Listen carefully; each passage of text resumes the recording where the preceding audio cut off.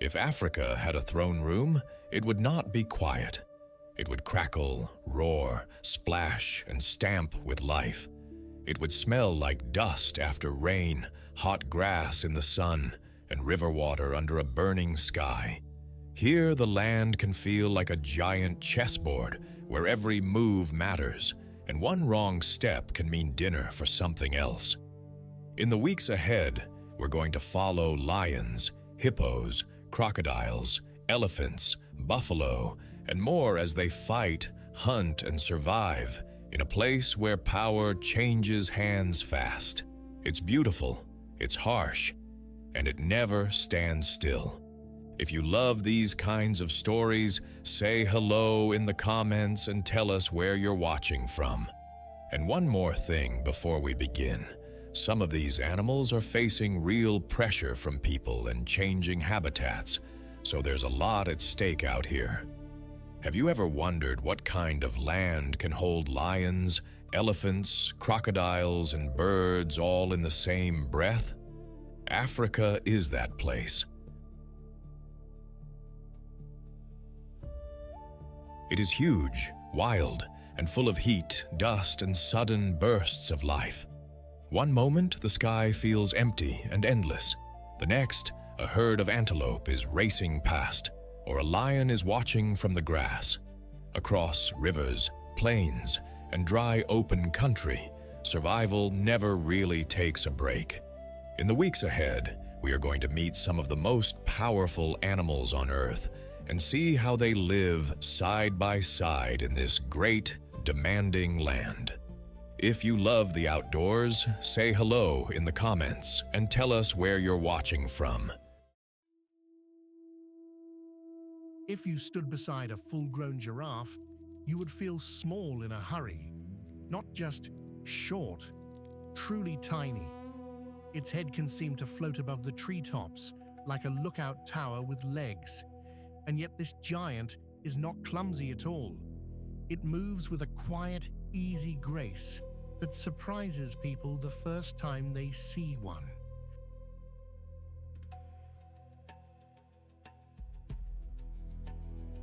Giraffes live across the savannas and open woodlands of Africa, where they spend their days reaching for leaves high in the trees. Their long neck, long legs, and spotted coat make them one of the easiest animals to recognize on Earth. But there is much more going on here than height alone.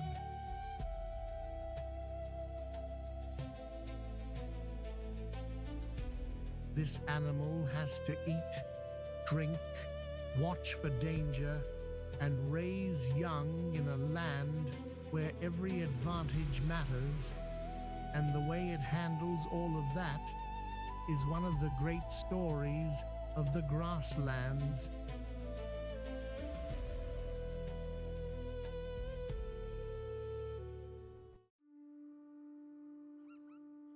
Think of a living herd as a moving wall of black and white stripes, each animal looking a bit like it was sketched with a child's paintbrush. That is the plains zebra, and on the open grasslands of Serengeti and Ndutu, it is one of the most familiar sights in Africa. These zebras travel in bands, sometimes mixing with wildebeest and gazelles, and they are always on alert. They may look relaxed from a distance, with their heads down in the grass, but every ear is listening and every eye is watching. In a land where lions, hyenas, and crocodiles are always close by, the zebra's striped body is more than a pattern. It is a moving signal of life, speed, and caution. Up close, the stripes are bold and glossy, and no two animals look exactly alike. The coat is short and sleek, built for heat, dust, and long days on the move. A zebra's build is sturdy, almost horse-like, with strong legs and a neck made for constant grazing. Those legs can launch into a fast run in a flash. And when danger comes, the whole herd seems to wake up at once. The plains zebra spends much of its day feeding, moving, and keeping close to the group. It grazes on the short, fresh grass that appears after rain, using its teeth like a pair of careful lawn shears. But zebra are not picky in the same way some grazers are. They often eat the rougher, taller blades that other animals leave behind. That makes them useful neighbors on the plains. As they move, they help trim the grass and open the way for animals that prefer shorter feed. They also keep a careful routine. Feed. Lift the head, scan the horizon, flick the tail, feed again. That steady rhythm is part of how they stay alive. A lone zebra is in more danger, so they rely on numbers. In a herd, there are many eyes, many ears, and many chances to spot trouble early. Their stripes may help too. When a group runs together, the outline of one animal blends into the next, making it harder for a hungry predator to single out a target. Zebras young stay close to their mothers from the start, learning the herd's pace and warnings. The bond between mare and foal is strong, and mothers will defend their young with sharp kicks and plenty of nerve. Stallions guard their families and may challenge rivals to protect them. Their calls, snorts, and brays carry across the grass, especially when alarm spreads through the herd. There is something moving about the way zebras live. They are not the biggest animals here, and they are not the strongest, but they are built for togetherness. They know the value of staying near one another, and that simple choice can mean the difference between life and death. In the savannah food web, zebras matter because they turn grass into food for the hunters above them, while also helping shape the land beneath their feet. They are part of the daily rhythm that keeps these plains alive. And in the quiet moments, when the herd stands in the golden light and the stripes seem to shimmer, it is hard not to feel a little wonder. By late afternoon, the air is hot and still over Ndutu. Dust hangs low above the grass. A herd of zebra is moving toward water, their hooves thudding softly, tails swishing at flies. Then the mood shifts. Heads come up, ears point forward. From the edge of a patch of scrub, a lioness appears, low to the ground and nearly invisible in the light. At once, the zebra bunch tighter. A foal tucks in beside its mother. Another adult steps outward, ready to kick if needed. The herd starts to move, then breaks into a run. Stripes blur, dust rises, the lioness springs. For a heartbeat, everything feels suspended. Behind her, the rest of the pride is close, waiting for one animal to hesitate. Farther off, hyenas watch, hoping for a mistake. The zebra do not stop. They fan out, then regroup, then run again. A living wave of muscle and alarm. At the water's edge, a few finally lower their heads and drink, but only for a moment. Even here, they never forget the danger. Then, just as quickly, the tension eases. The herd slows. Breathing steadies. The lions fade back into the grass. Life on the plains goes on, with courage measured in every step. Have you ever wondered how an animal can be feared, mocked, and deeply misunderstood all at once? In the heat of the African night, when the grass is silver in the moonlight and the air carries the smell of dust and old blood, a laugh-like call cuts through the dark. It sounds almost wild enough to be a joke, but there is nothing funny about the creature making it.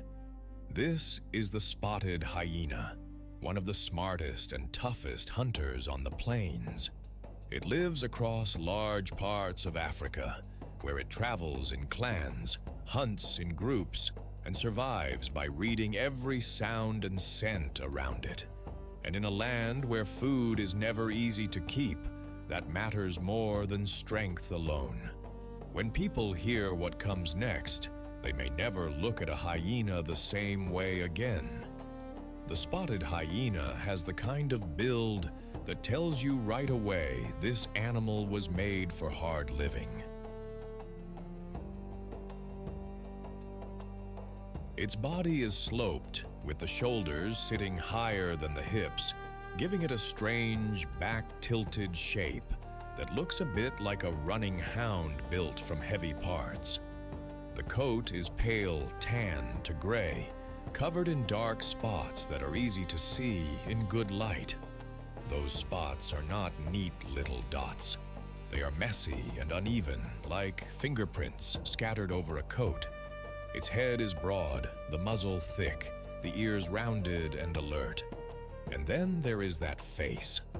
The eyes can seem almost human at times, sharp and watchful. But there is no softness in the jaws. Those jaws are built for crushing. A spotted hyena can bite through bones that would leave many other animals struggling.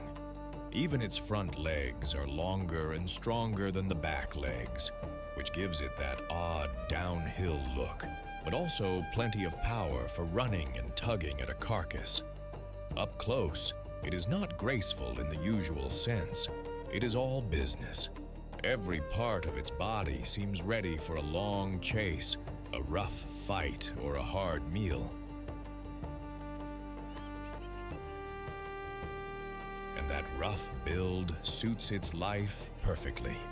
Spotted hyenas spend much of their time moving through open country, plains, woodland edges, and scrub where they can cover ground and stay alert for danger or dinner.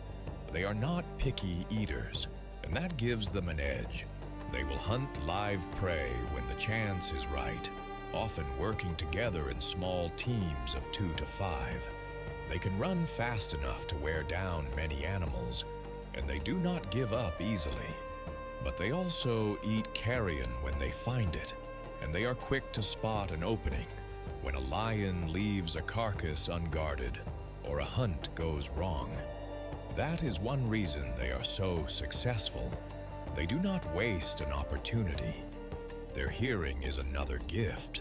They can pick up sounds from more than 6 miles away, which is hard to picture until you imagine a sound drifting across open plains long before a human could ever notice it. A distant alarm call, a distressed calf, the chatter of rivals over food. A hyena can catch those hints and turn them into a meal. And once it starts feeding, that famous bite gets to work. Bones, hide, and scraps. Others would ignore become part of the menu. Nothing easy goes to waste. Life in a hyena clan is noisy and full of rank. These are social animals, and the group can feel like a busy little town with its own rules and tension. Females lead the way, and they usually hold the top spots in the clan. They are larger than males, tougher in the social pecking order, and they pass that high status on to their daughters. Young hyenas grow up in the middle of all this, learning fast. They play hard, nip at each other, chase, tumble, and test one another's nerve. Those rough games help them build the strength and confidence they will need later. Communication matters too. They use whoops, growls, giggles, and a whole range of sounds to keep track of one another and to warn about danger or food. That famous laugh is often a sign of stress or excitement, not amusement. It can sound strange to us, but in hyena language, it says plenty. Family life here is not gentle, but it is close. Mothers care for their cubs, and the cubs stay near the safety of the den while they are young. They are born with their eyes open, already on alert, and they begin their lessons early. A clan's strength comes from cooperation, from knowing who has rank, and from moving as one when it counts. That teamwork helps them survive. In a place where lions, drought, and hunger all press in from every side. And that is why spotted hyenas matter so much. They are not just leftovers eaters, as people used to claim. They are major hunters and major cleaners. They help control prey populations, and they clear dead animals from the land before sickness can spread. In a way, they help keep the whole system moving. Their hard lives and sharp minds have made them one of Africa's most successful large carnivores, even when they are pushed around by bigger names. There is something honest about that. The spotted hyena does not pretend to be noble. It survives, it learns, it endures. And sometimes, that is the toughest skill of all. Then night deepens over the plain, and the world tightens to small patches of light. A wounded antelope breaks from cover, panting hard, and a clan of hyenas swings into motion. They fan out, they call. The sound passes from one to another like a signal in the dark. Nearby, lions are already on a carcass, shoulders hunched, heads low, trying to eat fast before trouble arrives. But trouble has already found them. The hyenas close in, not with blind rage, but with purpose. One darts forward, another circles wide. Dust rises under quick feet. The lions lift their heads, a stare, a snarl. Then more hyenas arrive, drawn by the calls, and the pressure builds. No one wants to give ground. In the distance, a zebra startles and bolts. A gazelle vanishes into the grass. The whole plain seems to hold its breath. Finally, the lions give up a mouthful and step back, ears flat, and the hyenas surge in. It is messy, loud, tense, and yet, when the rush is over, the night settles again. The clan feeds, the younger ones wait their turn, and the great dark plain keeps turning, one hard-earned meal at a time. The grass gives off a dry, sweet smell after the heat of the day, and every little breeze carries it across the plain. Then comes a soft rustle, a quick snort, a sudden burst of motion. In a place like Ndutu, that is often all it takes to know trouble is near.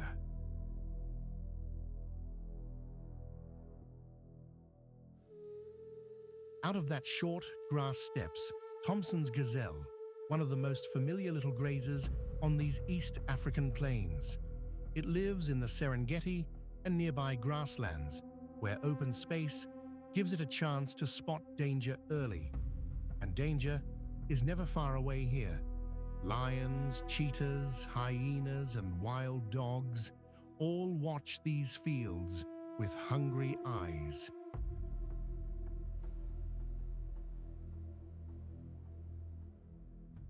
Thompson's gazelle may be small, but it has speed, alert eyes, and a sharp jump that can carry it away from a bad moment in a heartbeat. At first glance, it looks light as a broom straw in the wind, but that small body is built for survival.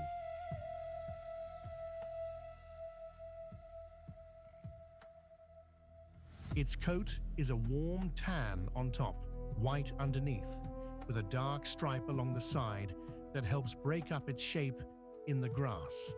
The face is delicate, almost elegant, with bright eyes that seem to miss nothing. The horns are short and curved, and in the males they are used in sparring matches that look more like a test of balance than a real fight.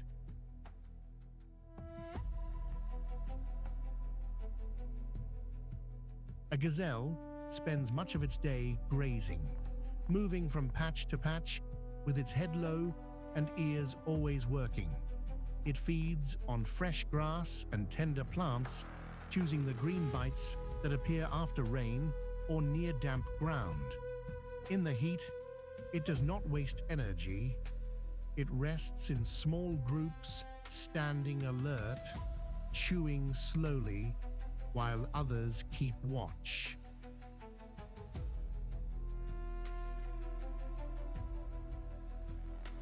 That is one of its best habits. There is safety in many eyes. Thompson's gazelles often gather in herds, and that group life helps them survive. One animal notices a lion's shadow. Another catches the flash of a cheetah's tail. Soon the whole group is on edge.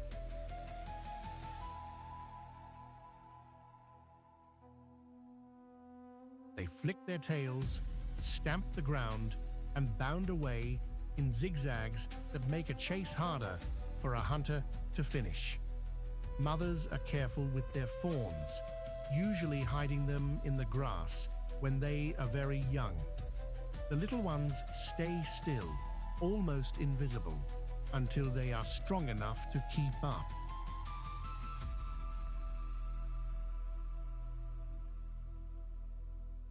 When a mother returns, the bond is close and quiet. A nuzzle, a brief call, then back to the work of staying alive.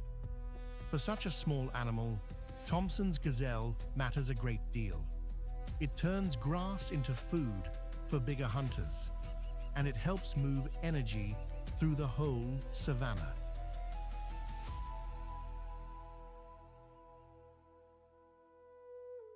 Without animals like this, the great cats would have a much harder time. The plain would feel emptier. And because gazelles rely on open grasslands, they remind us how important those wide, undisturbed spaces really are.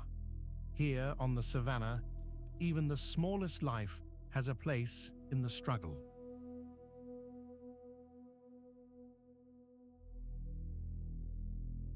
And sometimes, that small life is the one that keeps the whole day moving. Then the scene changes fast. A cheetah lowers its head in the grass. The gazelles freeze for one heartbeat. A warning snort cracks the air.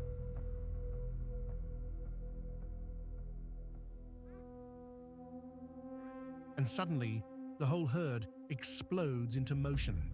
White bellies flashing, hooves drumming the earth, dust rising behind them like smoke. One young gazelle veers hard to the left. Another leaps high, all legs and nerves. The cheetah bursts after them, flat and low, making dust boil in the sun. For a few seconds, everything is speed and fear.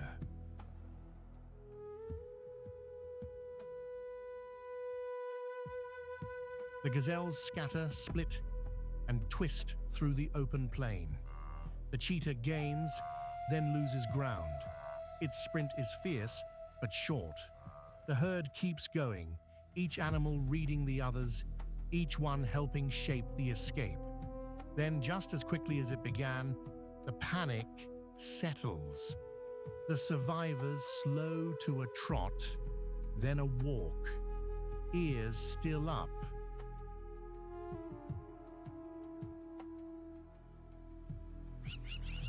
Noses still working. Dust drifts back to the earth, and the plain becomes quiet again, as if it is catching its breath.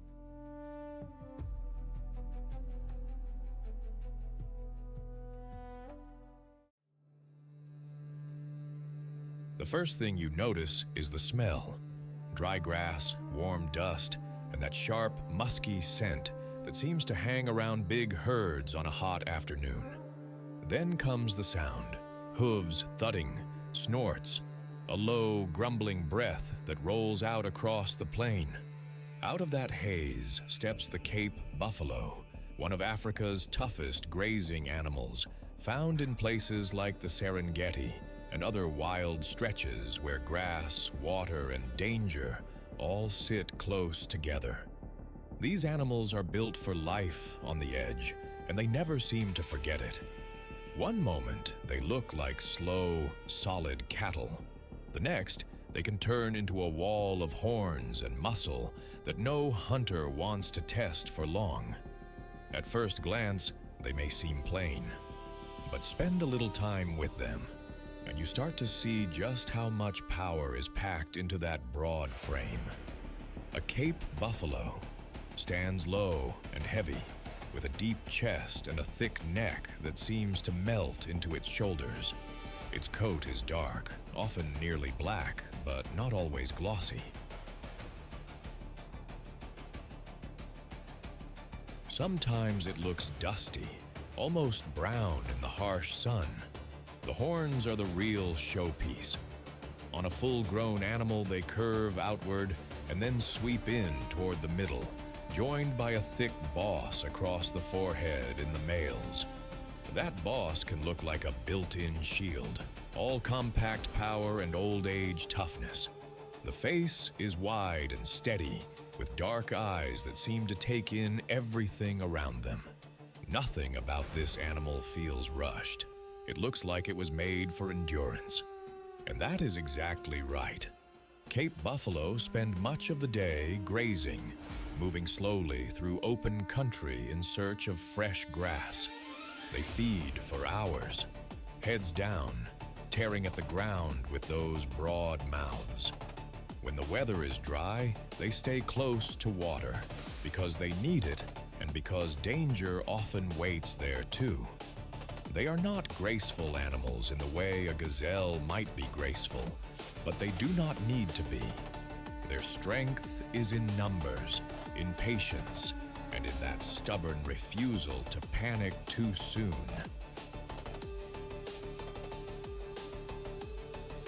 A herd can seem loose and easygoing from far away.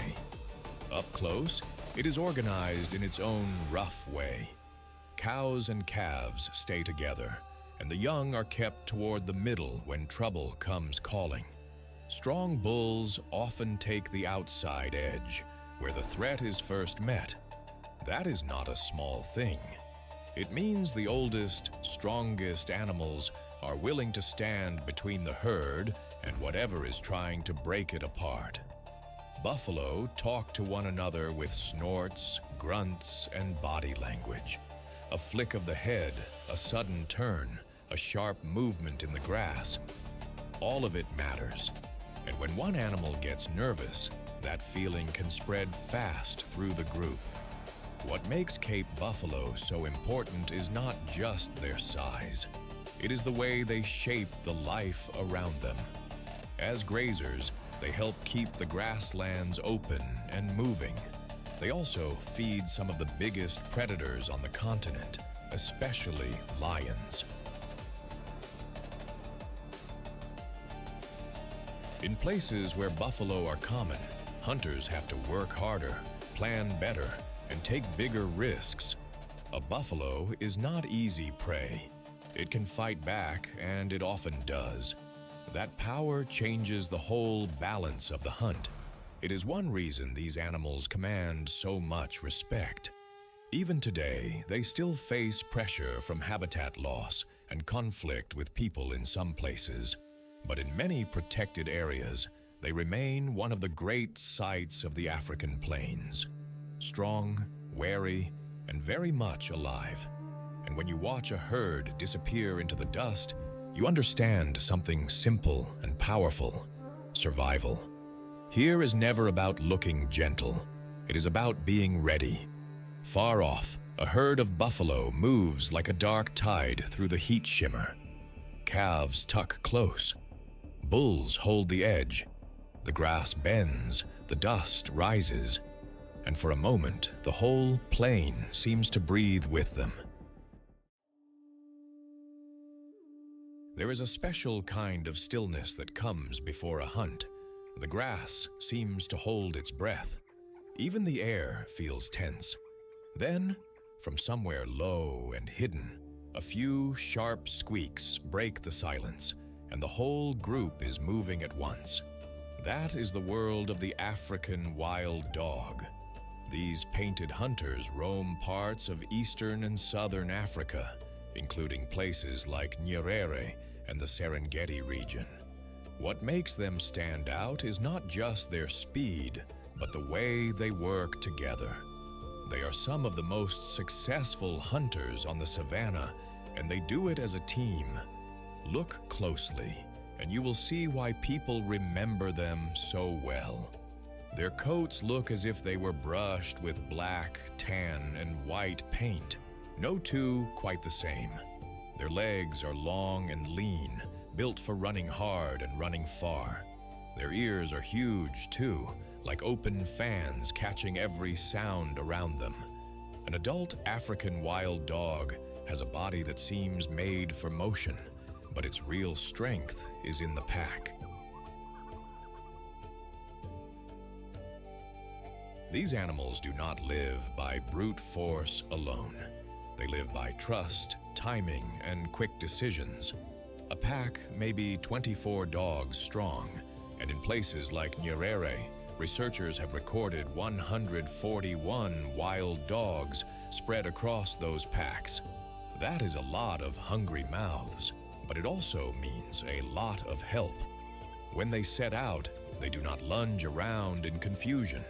They fan out, watch each other, and keep in touch with high-pitched chirps. It sounds almost cheerful at times, but make no mistake, this is serious business. A chase can go on for miles, not a few quick leaps like a cheetah. Miles. They wear their prey down with stubborn, steady pressure until the animals simply cannot keep going. Their success rate can be 60 to 90%, which is far higher than many other big hunters on the plains. But speed is only part of the story. What makes wild dogs truly special is how they care for one another. In their world, a meal is not just for the one who grabbed it first. Adults will bring food back for pups, and even for injured pack members. They regurgitate it, sharing strength the way a family might pass around the last warm biscuit at the dinner table. That kind of care matters, because life here is rough. Young dogs learn by watching, following, and listening. Older dogs help guide them. Everyone has a role, and when one dog picks up a trail, the others seem to understand at once.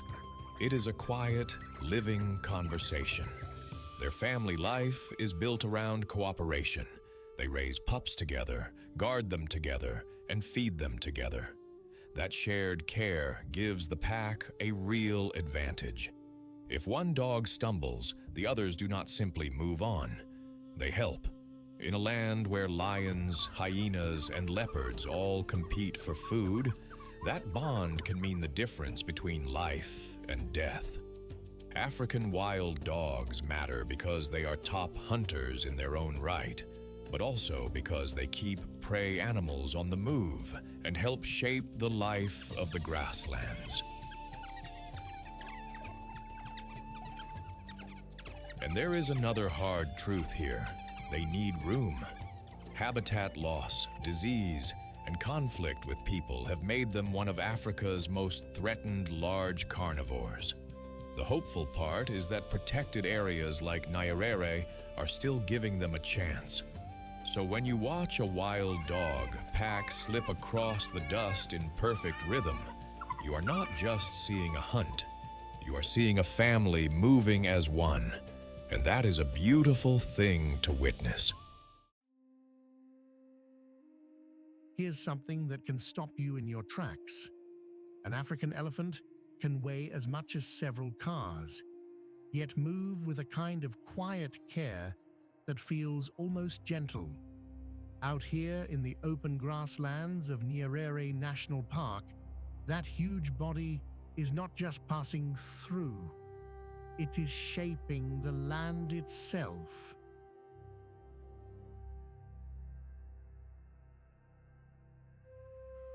These giants live in tight family groups, led by an experienced matriarch, and they are some of the smartest, most social animals on the savannah.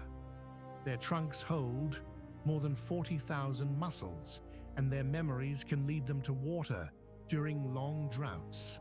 They speak in low rumbles we cannot hear, messages that can travel for miles through the ground.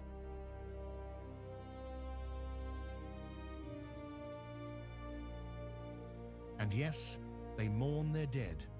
In a place ruled by hunger and heat, the elephant brings wisdom, strength, and a deep family bond that holds its herd together. The African elephant is the largest land animal on Earth. It lives across parts of sub-Saharan Africa, from woodland to grassland, and it plays a huge part in keeping those places alive.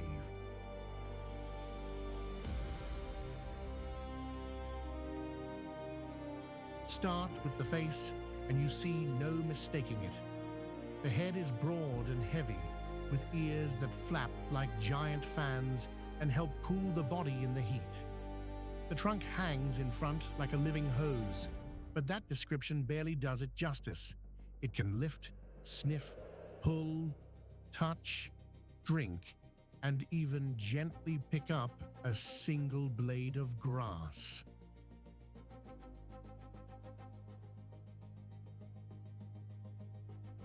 Then there are the tusks, long curved teeth that can be used for digging, stripping bark, or moving branches out of the way. The skin looks rough and wrinkled, like old bark baked under the sun, but it is sensitive and helps hold dust and mud that protect against insects and heat.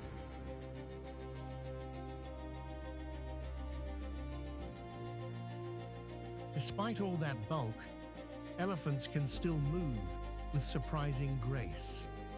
They step softly for such a giant animal, almost like the ground knows to make room. A large elephant can eat for hours each day. Grass, leaves, bark, roots, fruit, it all matters.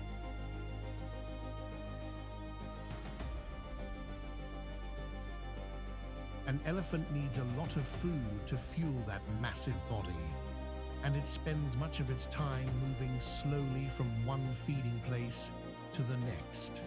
But this is not mindless grazing. Elephants are constantly reading the world around them. They notice the wind, the smell of water, the condition of the plants, and the movements of other animals.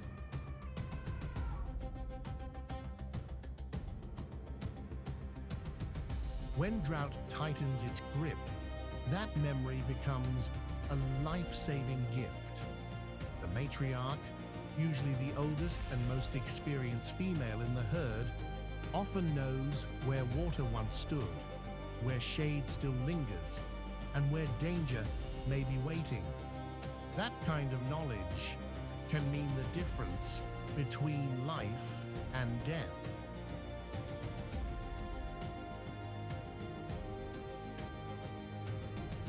Their days are shaped by need, but also by planning. They will walk long distances, feed, rest, and move again, often following old routes remembered across many seasons. Family is everything to elephants. A herd is usually made up of related females and their young, and the bonds between them can be very strong.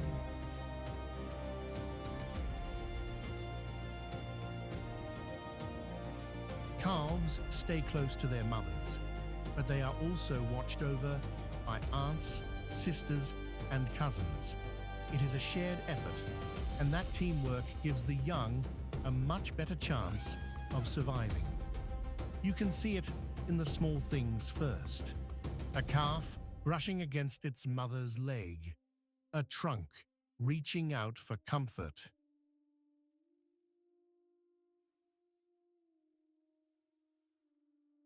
a larger female stepping in between a youngster and a threat.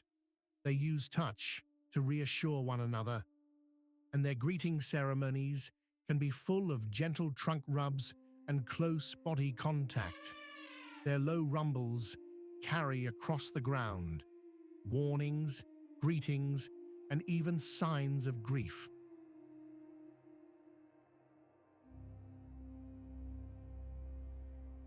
In a dry land where water is never guaranteed, this kind of communication keeps the herd moving as one. And when a member of the family dies, elephants may linger near the body, touching it, standing quietly, seeming to understand that something important has been lost.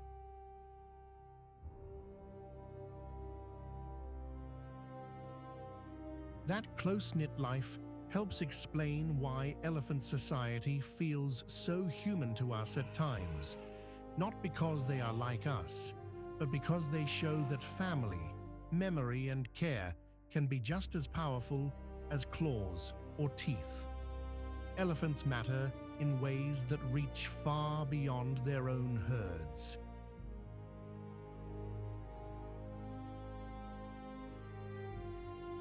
As they move, they break branches, open paths, and spread seeds in their dung. They can change the shape of the land, making room for smaller animals and fresh plant growth. In that sense, they are builders as much as feeders, but their future is not easy.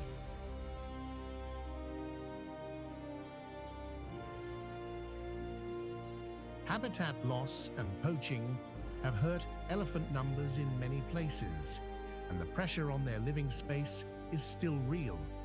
Protected areas, wildlife ranges, and conservation work have helped in some regions, but the struggle continues.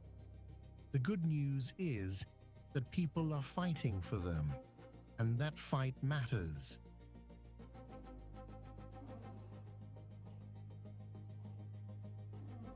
For a creature this large, this social, and this deeply tied to the land, losing one herd can mean losing a whole storehouse of knowledge.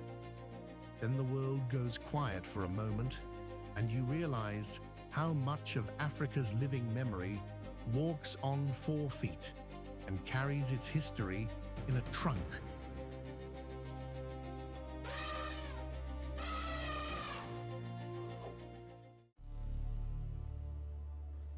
Have you ever seen a sea of grass move like it has a heartbeat? One moment, the plain looks empty. The next, it's alive with rustling bodies, flicking tails, and a steady, rolling flow toward water and fresh grazing. Out of that moving mass comes one of Africa's most familiar animals, the wildebeest. It lives across the Serengeti and nearby open grasslands, and it is built for a life on the move. What stands out first is not beauty in a fragile sense, but toughness. These animals are made for distance, dust, and danger, and when the great herds gather, they become one of the biggest sights on the continent. The wildebeest spends its days feeding, traveling, and staying close to others, because out here, being alone can be a very bad idea. At first glance, a wildebeest can seem like a mix of leftovers from other animals. A face like a horse, a body like a bull, a mane that looks tossed on in a hurry. But that odd collection is part of its charm. The head is broad and heavy, with a blunt muzzle made for grazing. The neck is thick, the shoulders powerful, and the legs look built like long, springy poles.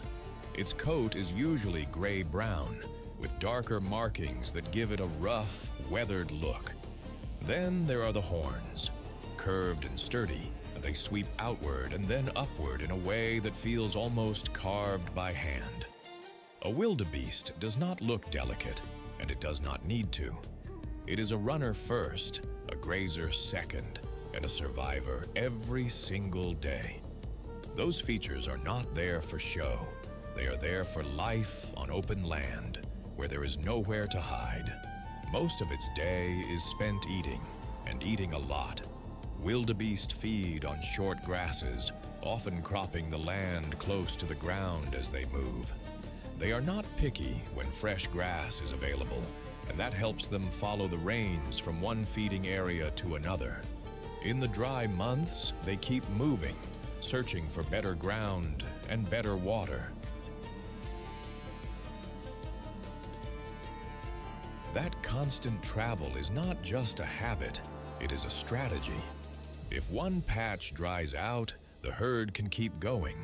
If predators show up, the whole group can shift and flow like water breaking around a rock. They also tend to graze alongside other animals, especially zebras, each one taking a slightly different kind of plant, which helps the whole crowd make use of the same open country. And while they are often on the move, they still spend plenty of time standing, chewing, and watching. On the plains, even a mouthful of grass comes with a cost. The wildebeest's family life is tied closely to the rhythm of the seasons. During the breeding season, males claim small territories and try to hold them with displays and challenges. They stamp, snort, and posture, showing rivals that they are ready to defend their patch of ground. The females move through these areas, and calves are born at a time when the grass can support them best. That timing matters.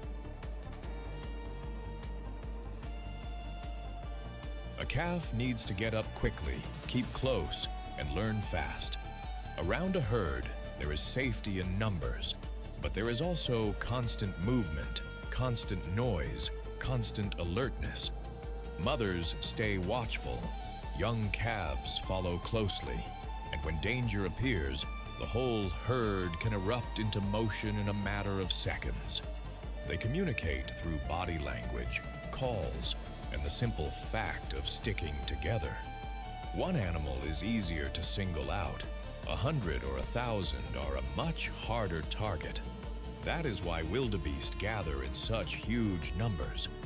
It is a way of raising the odds, not just for one mother or one calf, but for the herd as a whole. Wildebeest matter because they are one of the great engines of the Serengeti. They turn grass into meat, and that meat feeds lions, hyenas, crocodiles, and more. Their migrations also shape the land itself, moving nutrients across vast distances as they graze and travel. When the herds arrive, the whole system seems to wake up. Birds follow. Predators follow. Even the soil benefits from the movement of so many hoofed bodies. They are not just passengers on the plane. They help drive the whole story. And then comes that sudden shift everyone fears. The air tightens, ears lift, heads snap up. Somewhere nearby, a predator has noticed the herd. The edge of the group ripples as bodies turn and begin to run. At first, it is just a few animals, then dozens. Then the whole plain seems to break loose. Dust jumps from the ground. Hooves hammer the earth. A calf is pushed toward the middle. A lioness crouches low in the grass, waiting for the split second when the herd opens. But the wildebeest keep coming, keep bunching, keep shifting as one living flood. Some veer left, others cut right. The predator makes its move. The chase lasts only moments, but those moments carry everything. Then, just as quickly, the herd reforms, breathing hard, sides heaving, the danger passing into the distance. For a moment, the grassland grows quiet again, and in that quiet, you can feel what the wildebeest really is. Not just a grazer, but a traveler built to endure. The river announces itself before you even see it. A low, steady rush through the reeds, the slap of water against muddy banks, then a flash of dark current under the afternoon sun, and suddenly you are at the Grumeti River, where the Serengeti seems to pause and listen. This is one of those places that can look calm for a moment, and then turn serious in an instant. Hippos wallow in the deeper pools, crocodiles linger near the edges, and thirsty animals come down to drink with one eye on the water and one eye on the grass behind them. In the dry season, this river becomes a line between safety and danger, and every crossing can mean life or death. The dust hangs in the air before the horizon even comes into focus. Then the grass begins to move, not from wind, but from life. Hooves strike the ground in rolling waves, birds lift off in a sudden shimmer, and overhead the sky seems to stretch forever. This is the Serengeti, one of Africa's most famous plains, where open country runs on and on like a green sea in the rainy season and a gold-brown carpet in the dry months. It is wide, hot, and alive with sound. Here, lions stalk, cheetahs sprint, hyenas shadow the edges, and great herds of zebra and wildebeest pour across the land. Every season changes the face of the plains. Every day brings another chase, another drink, another chance to live. If you lined up a flamingo and a golf club, you might think somebody was making a joke. Long legs, a slim body, and that odd bent bill make them look almost too strange to be real. But out here at Lake Ndutu, under a bright African sky, they fit right in. These birds live around shallow lakes and salty waters across Africa, and they are built for a very specific kind of life. They feed with their heads upside down in the water, filter tiny bits of food, and often gather in noisy groups that can turn a quiet shoreline into a pink blur. In the right light, they seem almost painted onto the water, but there is nothing silly about how well they survive. They are tough, well-adapted, and part of a busy lake world that feeds many other animals too. At first, there is only the hush of dusk. The grass barely moves. The air feels warm and still, and somewhere out in the fading light, a deep rumble rolls across the plain. Then another answers it. It is the kind of sound that can make your chest tighten a little, because you know something powerful is close. This is the voice of the lion, and in much of Africa, it has long stood for strength, courage, and rule. Lions live across grasslands and open woodlands, where there is room to hunt and room to roam. They are the only big cats that live in social groups called prides, and that simple fact changes everything. In a pride, the females do most of the hunting, the males help guard the territory, and the cubs grow up surrounded by family. But make no mistake, life here is never easy. Every meal, every cub, every patch of ground can be fought for. Up close, a lion is built like a heavy block of muscle. The body is long and powerful, with shoulders that seem made for wrestling prey to the ground. The head is broad, the nose is dark, the eyes can look almost sleepy one moment, then cold and fixed the next. And of course, there is the mane on the males, thick and wild, like a living crown. It frames the face, hangs over the chest, and makes an already impressive animal look larger still. But the mane is not just for show. It can signal age and strength to rivals and to females. Lionesses look a little leaner and faster, with no mane at all, and that sleeker build suits the work they do. They are the heart of the pride. When night falls, lions spend much of their time resting, grooming, and watching. They save their energy for the hunt because big cats burn through strength fast. And when they do move, they do it with purpose. A pride may spread out through the grass, each animal reading the others with tiny signals, flicks of the tail, and soft touches of the head.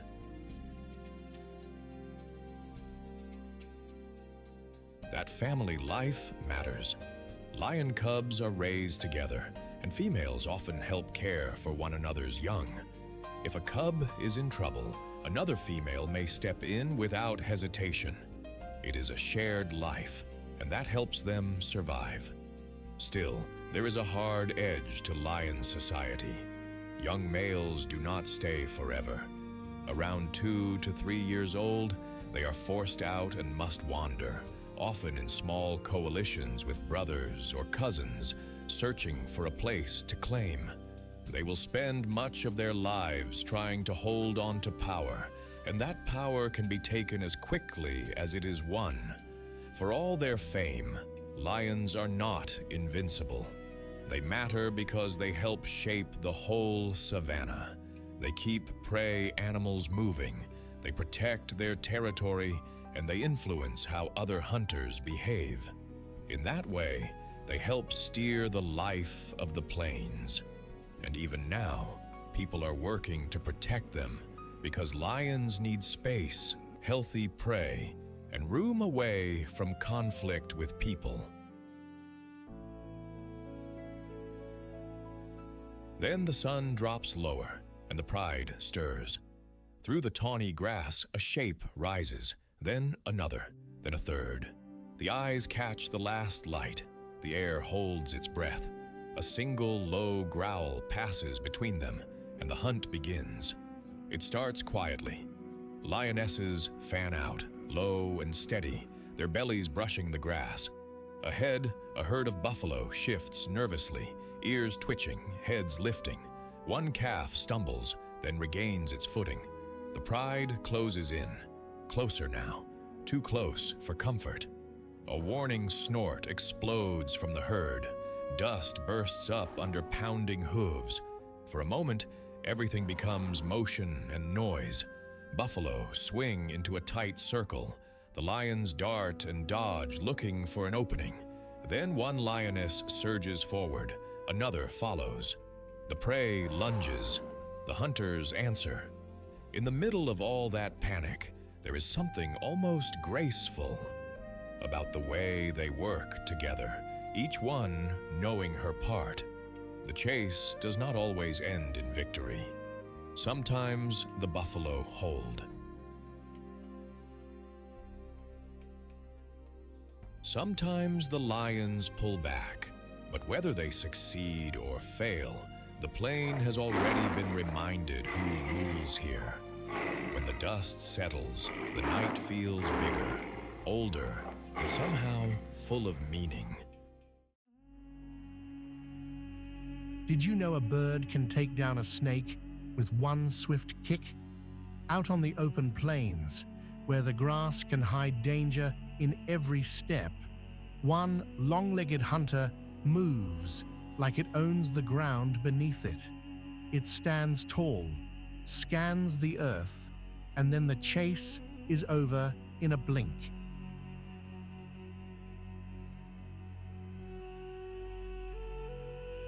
This is the secretary bird, one of Africa's most unusual hunters, and it has a way of dealing with trouble that feels almost unbelievable. It lives across grasslands and open savannas, where there is room to stride and space to strike. And yes, we are going to meet the bird that wears the look of a crane, but fights like a boxer with boots on.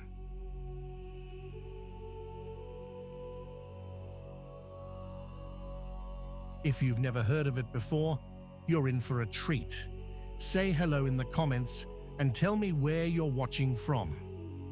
The secretary bird is a striking sight. with legs made for walking and a face that seems calm, right up until the moment it attacks. At first glance, it looks almost too elegant for the rough life it leads.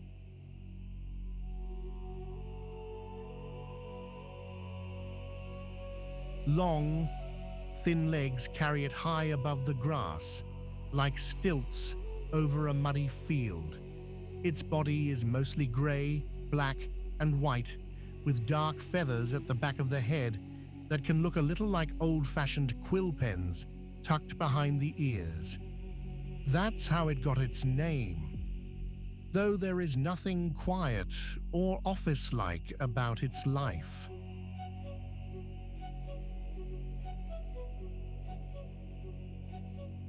Those legs are its best tools.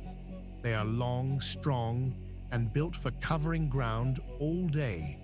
Then there are the feathers that give it a slightly formal look, as if it dressed up for a hunt. But this bird is all business when food is on the line. It does not stalk through the grass like a cat, and it does not swoop like an eagle.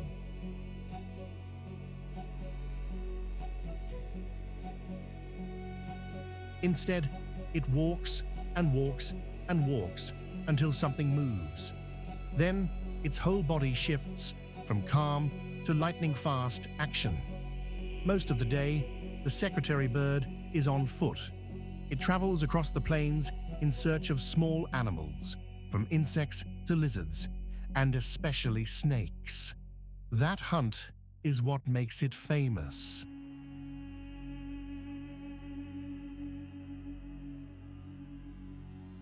While many birds avoid snakes, this one goes after them with bold confidence. It uses its sharp eyesight to spot movement in the grass, then steps closer with careful, measured strides. When the moment comes, it stamps down with powerful kicks, striking again and again until the threat is finished. Those feet are not just for walking.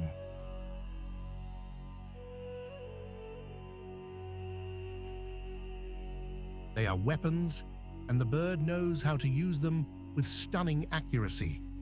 This is a hunter that depends on open country. It likes places where it can see trouble coming and where prey has fewer places to hide. In thick forest, it would lose the advantage. But on the arid plains, it can read the land like a page.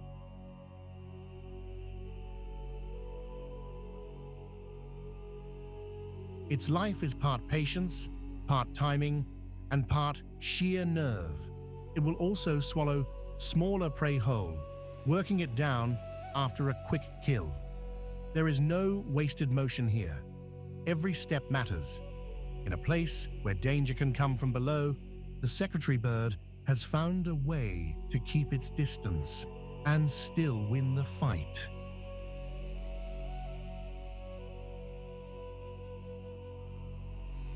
Family life for the secretary bird is quieter, but no less important.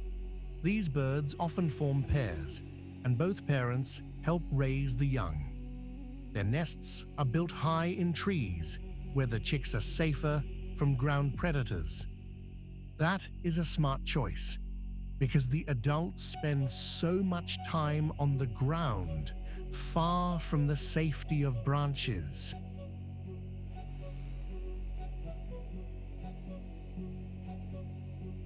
The pair works together to defend a territory and feed their chicks. The young are not ready for the harsh life on the plains right away. They need time, food, and a good deal of care before they can stride out on those long legs and hunt on their own. Even the way they stand together tells you something about them. They are not noisy show-offs.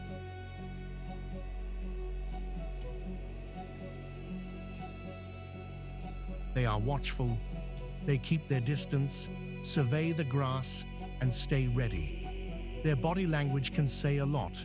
A raised crest, a firm posture, a quick step forward, these birds know how to send a message without making much sound at all. That quiet strength is part of their charm.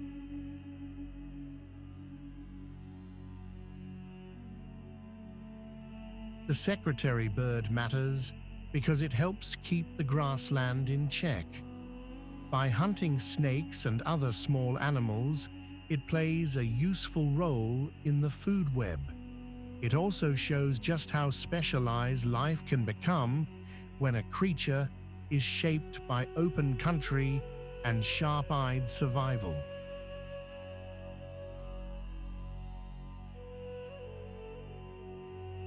But like many birds of the African plains, it faces pressure as habitats change and grasslands are altered by people. When open land shrinks, so do the places it needs to hunt and nest. Still, there is hope in protected areas and conservation work that keeps these wide spaces alive.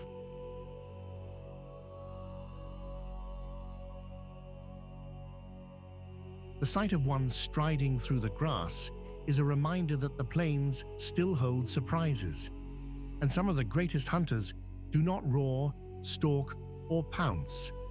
Sometimes they simply walk in tall grass and wait for the perfect moment. By late afternoon, the heat hangs low over the savannah, and the air shimmers above the ground.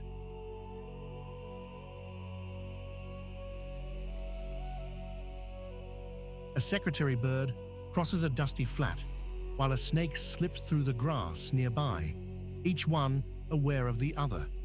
Far off, a herd of gazelles lifts its heads. A pair of vultures circles overhead. For a moment, everything holds still. Then the bird steps in, and the drama begins. Head down, wings half open, one sharp kick.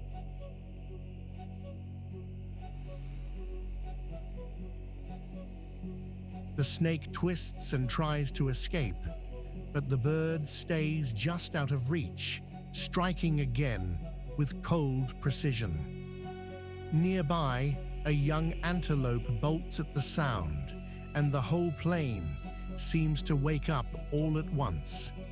Then, just as quickly, the tension fades.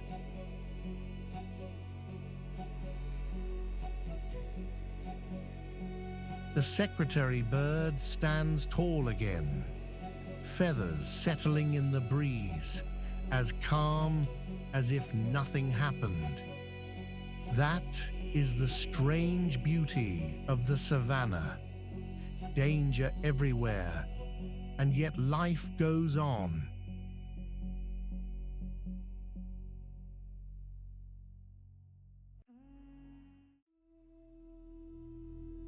If a rubbish truck and a scarecrow somehow had a baby, it might still not look as odd as a marabou stork.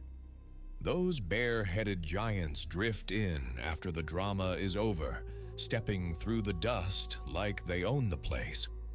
You'll find them across much of sub-Saharan Africa, often near rivers, grasslands, and busy feeding grounds where leftovers are part of the daily menu. And while they may not win any beauty contests, they play a job that keeps the landscape cleaner and healthier than it would be otherwise. This bird is built for the mess. It is part cleaner, part opportunist, and always ready when something dies. The marabou stork stands tall, often around 5 feet, with a wingspan that can stretch to nearly 10 feet. That huge frame gives it a look that is hard to forget. Its body is mostly dark above, with a white underwing and a heavy pink bill that looks made for business, not decoration. Then there is that bald head and neck, which may seem strange at first, but make perfect sense for a bird that spends a lot of time poking into carcasses. Feathers there would only collect grime. A bare head stays much cleaner. It also helps the bird avoid a lot of the mess that comes with feeding on dead animals. On the ground, the marabou can seem awkward, almost stilt-like. But once it opens those massive wings, it changes completely. It catches the eye like a slow-moving kite, broad and black against the sky. Up close, there is nothing delicate about it. The long legs, the hooked bill, the wrinkled neck pouch, and the steady stare all give it a hard-working, almost stern look. But there is a kind of strange beauty in that too. This bird knows exactly what it is made for. Most of its day is spent waiting, watching, and walking. Marabou storks often gather wherever food is easy to find. That can mean floodplains, river edges, garbage dumps, or the remains of a hunt. They are not picky. In fact, being a little bit of everything is part of their success. They will eat carrion, fish, frogs, insects, and scraps left behind by larger hunters. They often work with vultures, and each has its own style. Vultures tear, the marabou probes. Its long bill can reach into tight spaces that other scavengers might miss, picking clean the last useful bits from a carcass. In this way, it helps recycle what death leaves behind. Nothing goes entirely to waste. That matters more than most people realize. A dead animal left too long can spread disease and draw in trouble. By clearing away carcasses, marabou storks help keep waterholes, plains, and riverbanks healthier for other animals. They are not hunters in the usual sense, but they are still part of the great push and pull of survival. They stand at the end of the story, yes, but they also help write the next chapter. Family life for a marabou stork starts high above the ground. These birds nest in colonies, often in tall trees near water. The nests are bulky and messy, built from sticks and lined with whatever soft material they can find. Both parents help raise the young, taking turns feeding the chicks and guarding the nest. Their young grow slowly, and that means the adults have to keep bringing food back again and again. Marabou storks also communicate in simple ways, using bill clacks, displays, and body posture. They are not noisy show-offs. They tend to stand, stare, and let their shape do the talking. That calm, patient manner helps them survive in places where waiting can be smarter than chasing. You might think of them as the cleanup crew of the savannah, and that is not far off. They turn death into something useful. In a land where every meal matters and nothing is wasted, that is no small role.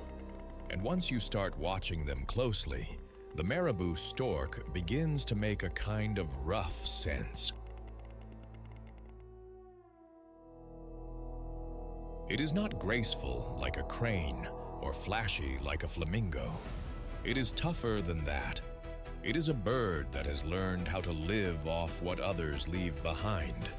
And in a place as hard-edged as Africa, that can be a very good way to make a living.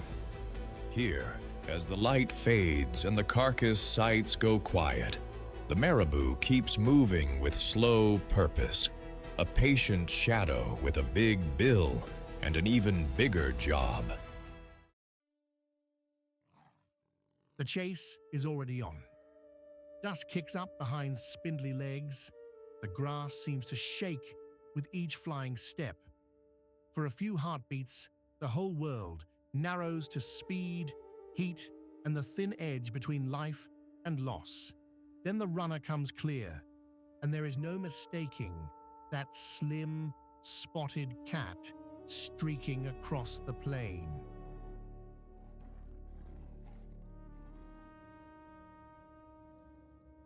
This is the cheetah, the fastest land animal on Earth, built for one thing above all else, a lightning-fast sprint. It lives across open grasslands and dry savannas, where there is room to run and just enough cover to sneak in close before the chase begins.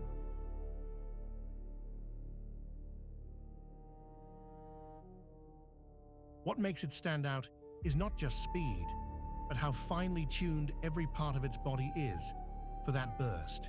Its body is long and lean, like a race car with fur, long legs, a deep chest, a flexible spine that bends like a spring.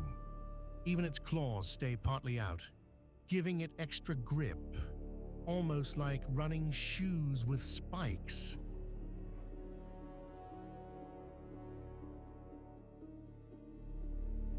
But that speed comes with a cost. The cheetah is not built for wrestling or for long fights. It has a lighter skull and a weaker bite than bigger cats, and that leaves it vulnerable once the chase is over. It spends much of its day watching, waiting, and choosing the right moment.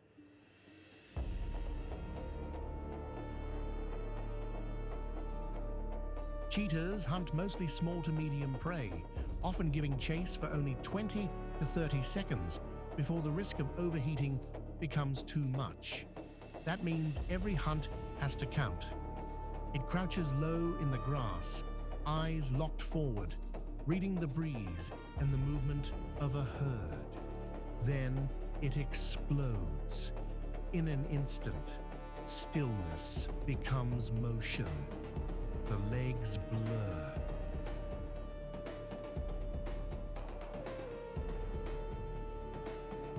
The tail swings like a rudder to keep balance through sharp turns.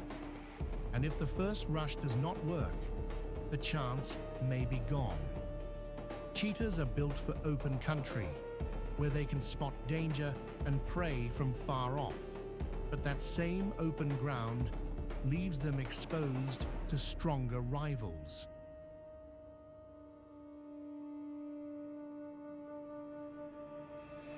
Lions, hyenas, and even leopards can drive them off a kill with ease.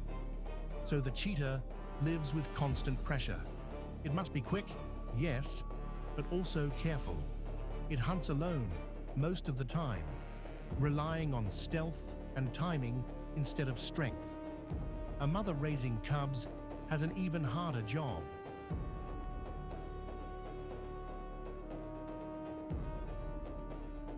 She leaves them hidden in thick grass while she goes out to find food, coming back only when it is safe. The cubs are small, vulnerable, and easy to lose to lions or hyenas, so the mother stays alert every moment. She teaches them by example, showing them how to stay low, how to watch, how to move without drawing notice.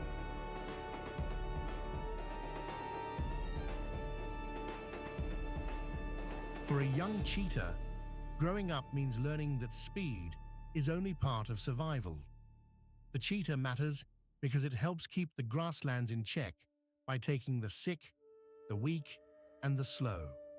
That keeps prey herds healthier overall. It is also a reminder that not every hunter survives by force.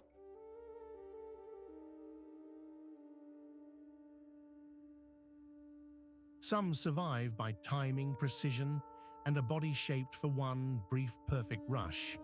And today, these cats face trouble from habitat loss, shrinking wild spaces, and conflict with people who live nearby.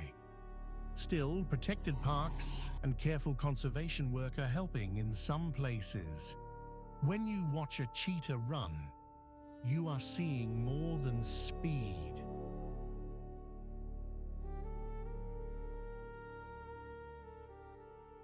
You are seeing a life built on nerves, grace, and one narrow chance to get everything right.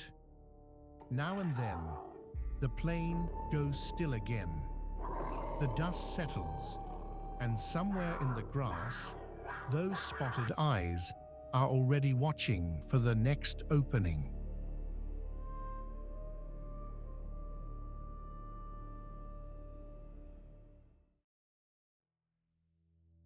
You might not notice danger until you are almost on top of it. 1 second, the grass looks empty. The next, a thick little coil is there, still as a knot in rope, waiting for the wrong step. That is the trouble with the puff adder. It does not need speed. It does not need a chase. It just needs patience. The puff adder lives across much of sub-Saharan Africa, in grasslands, scrub, and open country, where it can vanish into the ground cover in plain sight. What makes it stand out is that heavy body, the wide head, and that famous warning hiss that can stop a careless animal in its tracks. This is a snake built for surprise, and it has a very strong venom that makes it one of the most feared snakes in Africa. The puff adder is a master of ambush, and that single habit shapes almost everything about its life. Look closely, and it seems almost plain. But plain can be dangerous. Its body is thick and short, more like a coiled spring than a long ribbon. That shape helps it stay low and hidden in dry grass, leaf litter, and dusty paths. Its scales usually carry a mix of browns, grays, and dull yellows that blend with the earth around it. Then there is the pattern. Dark chevrons run across its back like broken marks from a storm. They help break up its outline, so even when you are near, your eye may slide past it. The head is broad and flat, almost triangular, and the body narrows quickly toward the tail. It is not a flashy animal. It is a practical one. And in the African sun, practical can mean alive. The puff adder spends much of its time waiting. It may lie along a game path, beside a rock, or tucked under a patch of grass where a mouse might wander by. Small mammals are a big part of its diet, and it will also take birds and other small prey when the chance comes.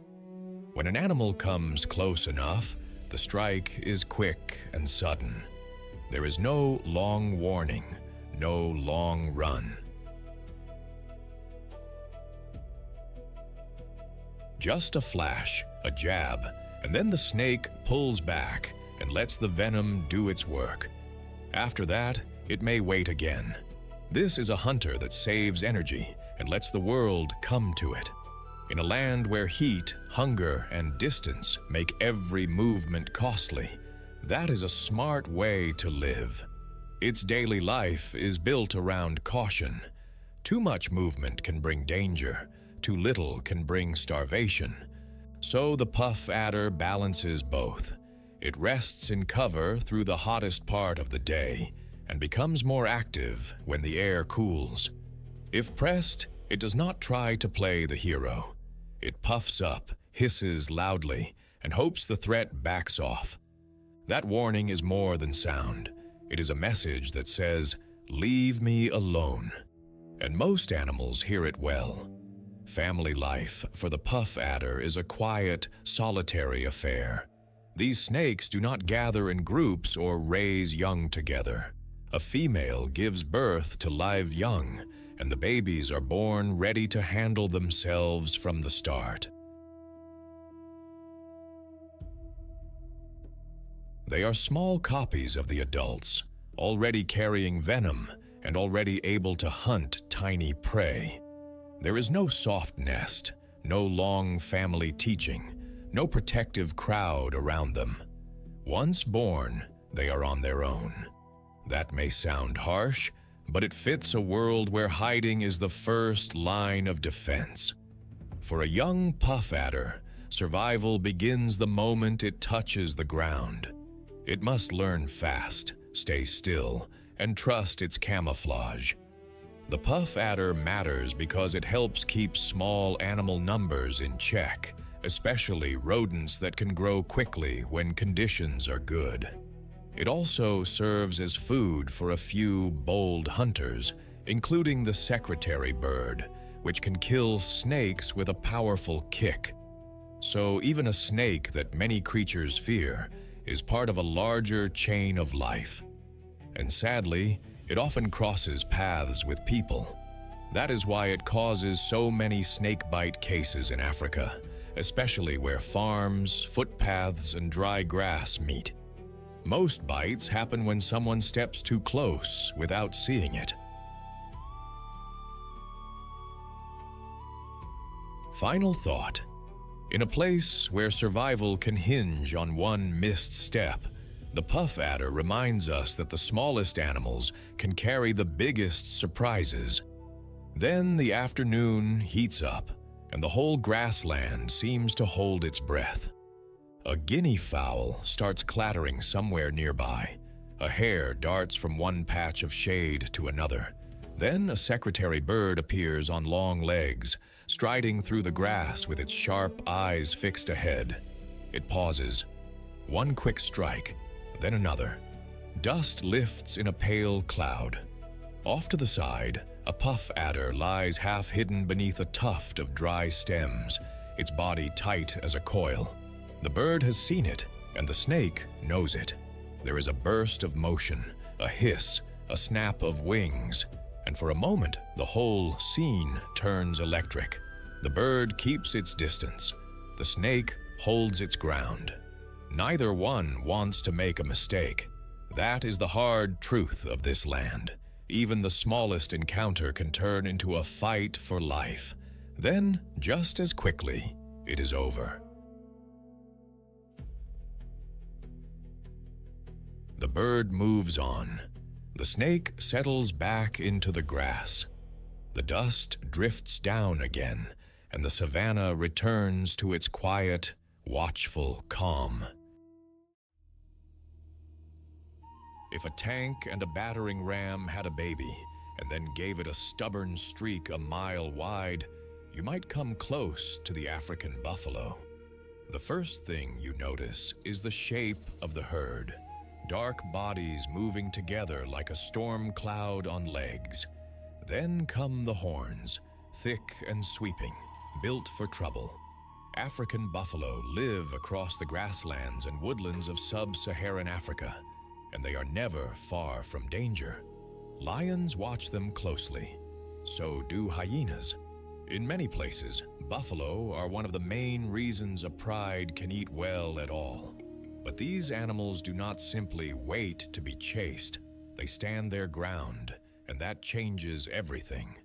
Up close, an African buffalo looks heavy and hard to move, with a broad chest, a deep head, and a face that seems made for blunt force honesty. Their coats are dark and often dusty, and older bulls can look scarred and weathered, like they have already survived a dozen bad days and expect a few more. The horns are the giveaway. On some animals, they curve out and down in a wide arc, then sweep back up at the tips. Across the forehead, the horns meet in a thick shield called a boss, especially in males. It gives the head a solid, armored look, almost like a helmet poured right onto the skull. There is nothing delicate about them. Their bodies are built low and strong, with sturdy legs that can carry them through tall grass, mud, and long, dry stretches. But their real power is not in one bull standing alone. It is in the herd. Buffalo spend much of their day grazing, moving slowly with their heads down, clipping grass close to the ground. They need water often, and in dry places that means following the rhythm of the season and the search for fresh pasture. When the grass is good and the rains have come, huge herds can gather, sometimes in the thousands. That is not just a crowd, it is protection. Calves stay close to the center, where the adults can shield them from trouble. Strong bulls often hold the outer edge like living guards, ready to face a threat head-on. If lions creep too near, the herd can bunch up fast, snort, pivot, and rush as one. That kind of teamwork makes a big difference on the open plains. A lone buffalo is easier to test. A herd is another matter. Their days are a steady mix of feeding, walking, resting, and watching. And watching is serious business. Buffalo are always reading the mood of the group. One sudden movement, one alarm snort, and the whole herd can shift in seconds. They also live with constant pressure from disease, drought, and human encroachment in some areas, where fences and shrinking habitat can cut off the routes they need to follow. Still, in many protected places, they remain one of Africa's great success stories of sheer toughness. They matter because they shape the grasslands with their grazing, and because they feed some of the continent's best-known hunters. Without buffalo, the whole hunt changes. Without the herd, the savannah feels a little less alive. And when you see them move together, shoulder to shoulder, you understand why they have lasted so long in a land that never makes survival easy. A buffalo herd can look peaceful from a distance. Up close, it feels like a warning with legs. Then the calm breaks. Late in the afternoon, the light turns gold over the dry plain, and the herd starts to drift toward a muddy waterhole. Birds are calling. Dust hangs in the air. A few calves nudge closer to their mothers. Then the adults stop all at once. Heads lift, ears turn. Something is wrong. On the edge of the grass, lionesses begin to move, low and quiet, each one using the cover of the grass like a curtain. They do not rush. They spread out. One cuts left, another circles wide. The buffalo bunch tighter, bulls pushing to the outside, horns angled forward. For a moment, it looks like a fence made of muscle and nerve. The lionesses wait for weakness. The herd answers with force. A bull steps out, snorts and shakes his massive head. Another joins him. The lions hesitate. Then, from farther off, laughter rolls across the plain. Hyenas have arrived too, hoping for scraps if the hunt turns chaotic. The waterhole, the dust, the tall grass, every bit of it feels charged now.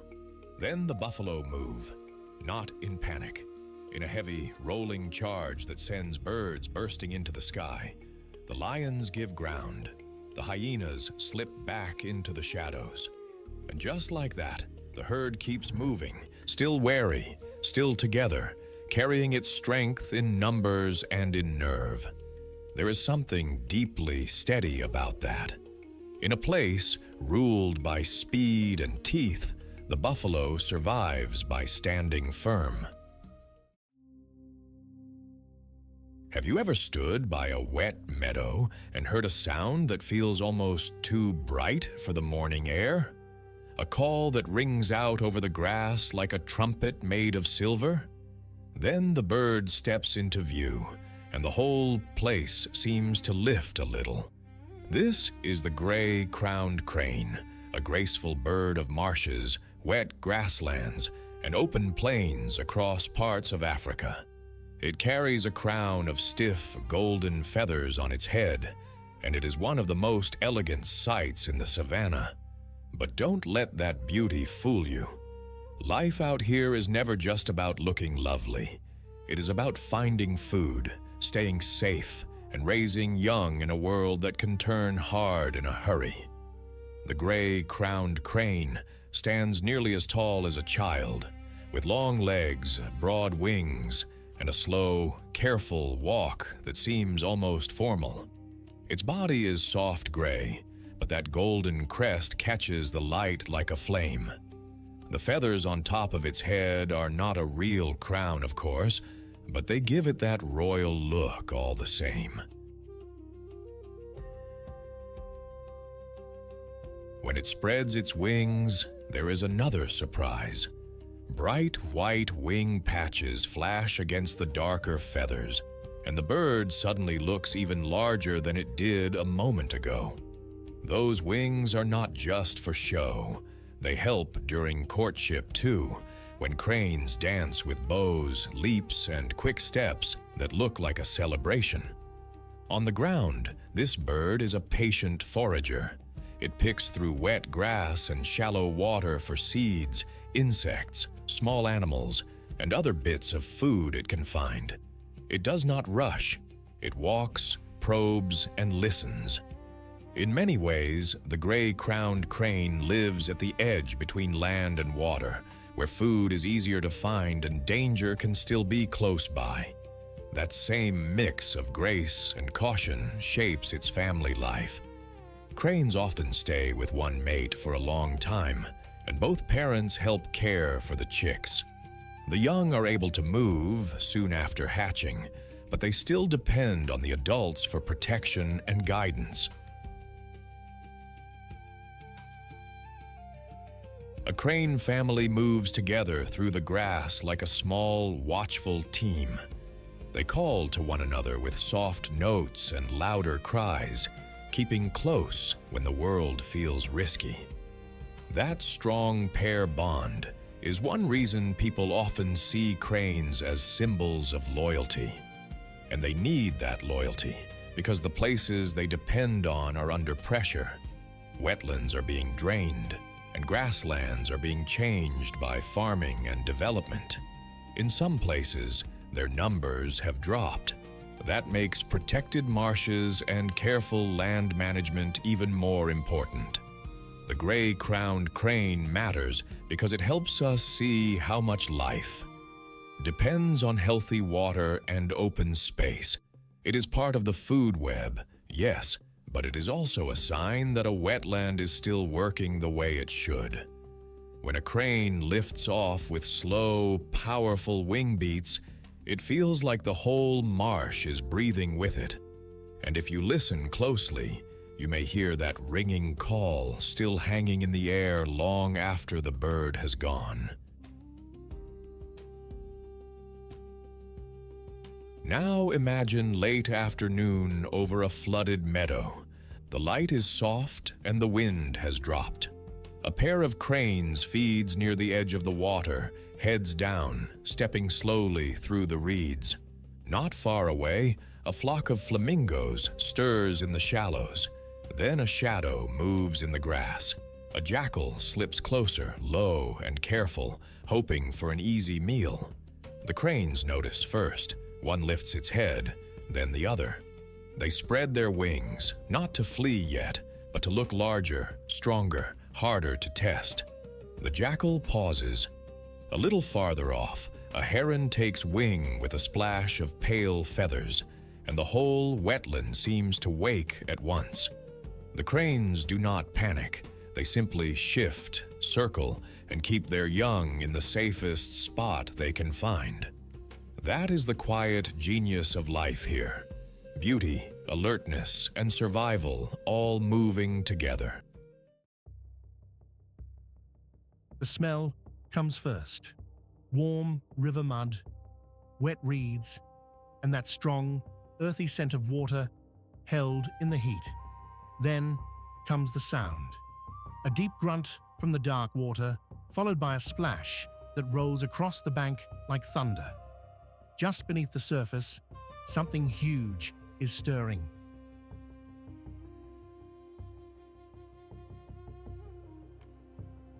This is the hippopotamus, a river giant found in places like the Rufiji River and other slow, wet waterways across Africa.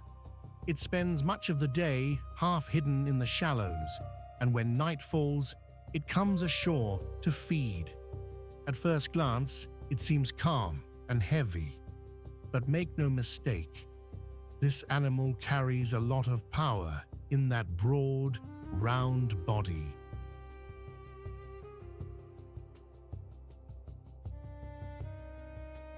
A full-grown hippo can weigh nearly 4,000 pounds, and its jaws can open to an astonishing 150 degrees.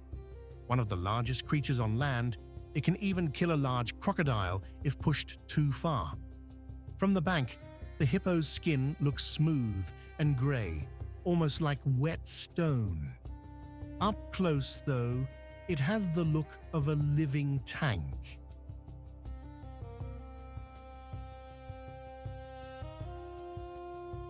The body is barrel-shaped and immense, built low and wide for life in the water. The head is huge, with tiny ears perched on top like little warning flags, and eyes set high enough to see and breathe while most of the body stays submerged. Those eyes give it a surprisingly watchful look, like an old neighbor who misses nothing.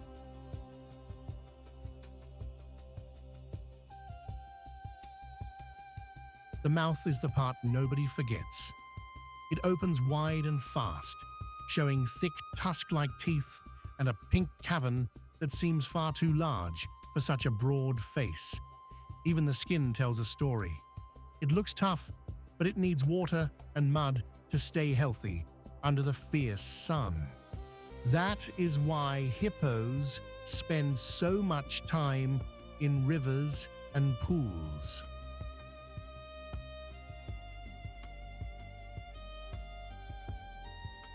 They are built for a life between two worlds. In the water, they rest, cool off, and keep their massive bodies supported. On land, after dark, they move with surprising purpose as they head out to graze. They are not hunters, but they are far from harmless. Their days are shaped by the rhythm of the river.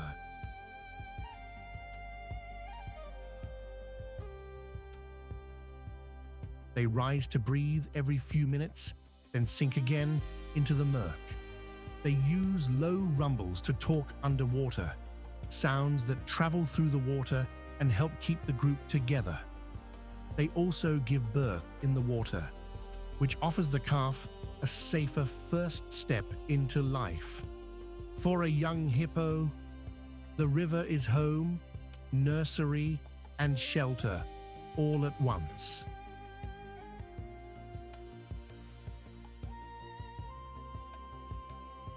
Hippos usually live in groups, often gathered in cool pools where several adults crowd together like boulders in a flooded trench. There is a pecking order here, and the strongest males defend good water spots with heavy bodies and those fearsome jaws.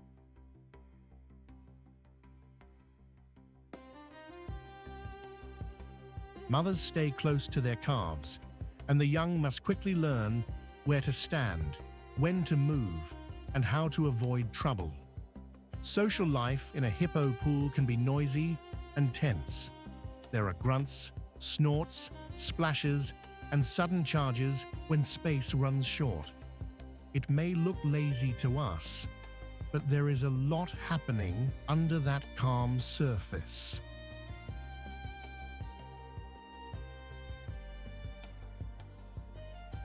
That matters because hippos help shape the rivers they live in. As they move between water and land, they open paths, stir up mud, and spread nutrients. Their grazing also affects the grasses along the banks. In a place where every animal is tied to water, a hippo is one of the forces that helps keep the whole system moving.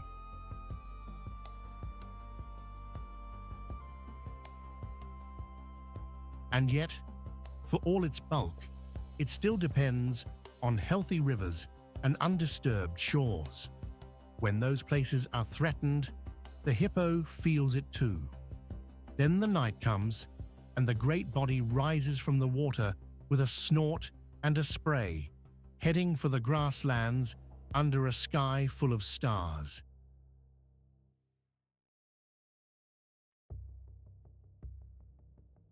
It is one of the oldest sights in Africa and one of the most unforgettable.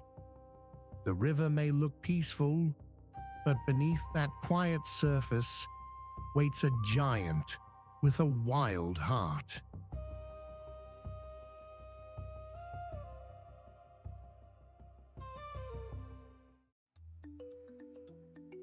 Ndutu feels almost still at first. The grass sways softly. The air is cool and dry in the early light. Then you notice how much life is gathered here, waiting for the day to begin.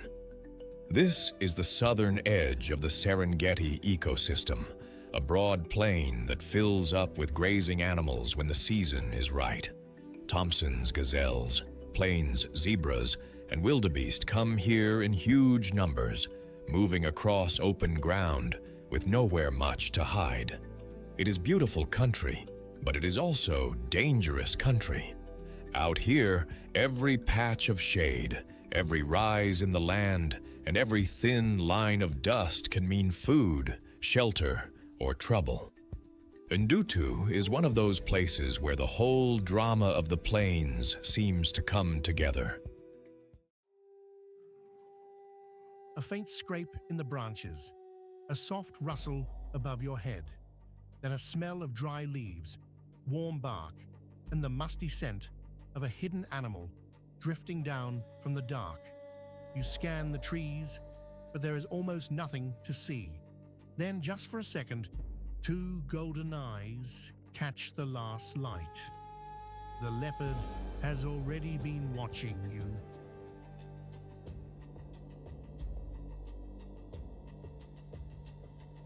This cat lives across much of Africa, from forests to rocky hills and river edges, and it has a gift that few animals can match. It can vanish in plain sight. Its rosetted coat is like spilled shadow across sunlit grass, and its silence is part of its power. It is the kind of hunter that makes the whole landscape feel a little more alert.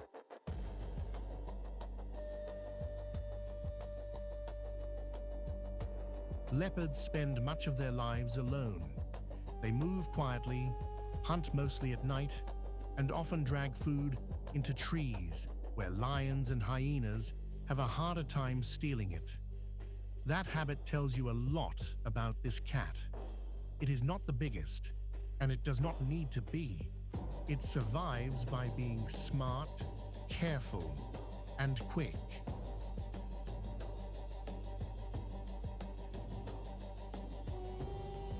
Up close, a leopard is built like a living coil of muscle. Its body is long and low, all spring and strength. The shoulders roll with every step, smooth as water. The legs look thick and powerful, but the feet are soft and quiet on the ground. The tail is long, almost like a balancing pole, helping it turn and leap with ease.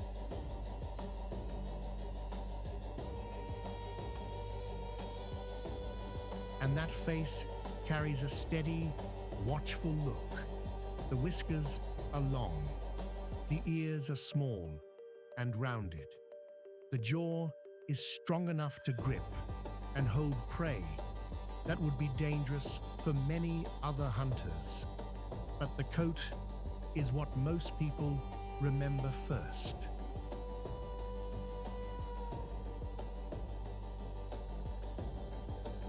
Those black rosettes, spaced across a pale gold or tawny background, break up the animal's shape so well that even trained eyes can lose it. In dappled light, the cat seems to melt into the earth itself. A leopard's day is often a long stretch of patience.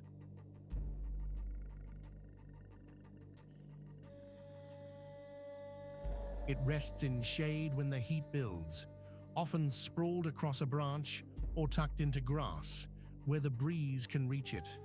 Then, as the light fades, it comes alive.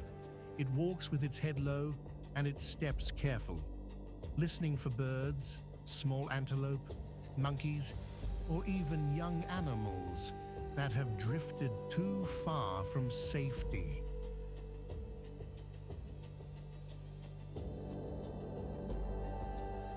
A leopard is a top hunter, but it is also practical. It will take what it can catch, from impala to hares to birds, and it does not waste energy on a fight it does not need. That is one reason it often hunts close to cover. It uses surprise like a trapdoor. One moment the grass is still, the next the cat is there.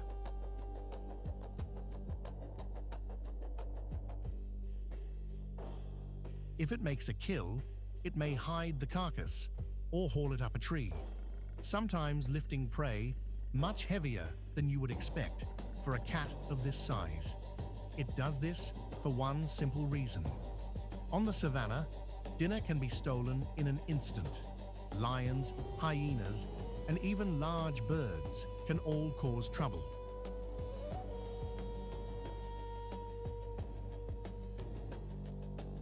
So the leopard eats where it can, when it can, and often out of sight.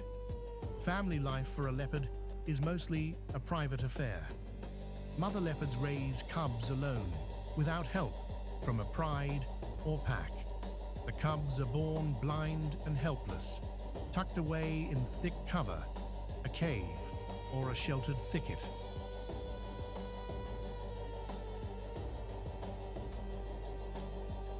For the first weeks, the mother keeps them hidden and moves them often, because danger is always close.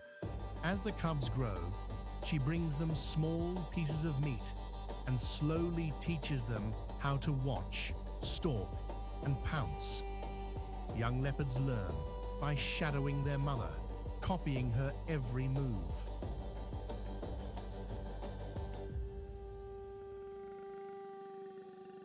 They may stay with her for many months before setting off on their own. And when they do, they must find their own home range, their own hunting grounds, their own quiet corner of the world. Adult leopards keep in touch through scent marks, scratches on trees, and low calls that carry through the night. They are solitary, but not silent.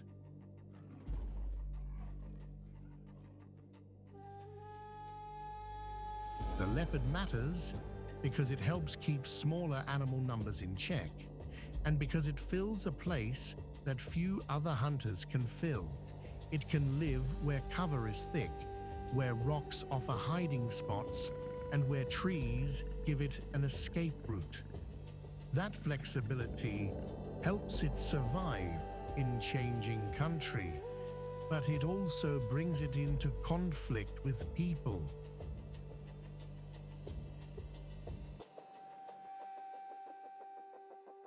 When bush is cleared, when prey disappears, or when livestock is left unguarded, leopards can get into trouble. In some places, they are protected, and careful work by rangers and local communities is helping them hold on. And then, in the deep dark of the night, the whole story can change in a heartbeat. A bushbuck steps from the shadows to drink.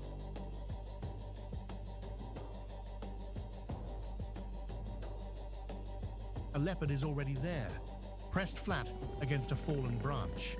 Across the clearing, hyenas laugh in the distance. Closer now, the branches barely tremble. The cat drops. There is a thud, a burst of movement, a sharp cry, and then silence again. The water keeps moving. The night keeps breathing.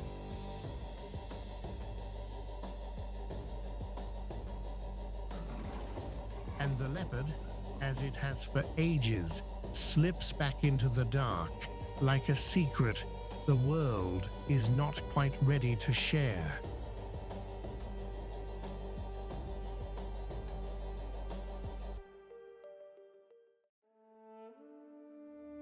Imagine waiting at the riverbank with your feet in warm mud, and the water looks calm enough to fool you.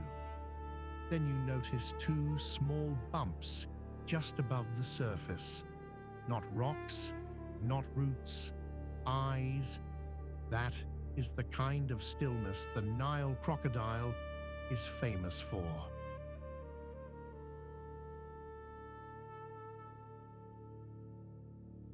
It lives in rivers, lakes, and marshes across much of Africa, and it has been waiting in these waters for a very long time. With armor like old river stone and a mouth built for one fast, crushing snap, it is one of the most feared hunters on the continent. And yet most of the time, it barely moves at all. It waits. It watches.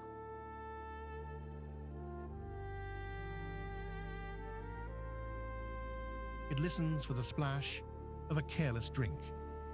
Music. The Nile crocodile can stretch more than 16 feet long, and some grow even larger, with heavy bodies covered in rough bony plates that feel like nature's own chainmail. Its skin is usually a dark olive or brown, with a pale belly that helps it blend into muddy water and sunlit sand.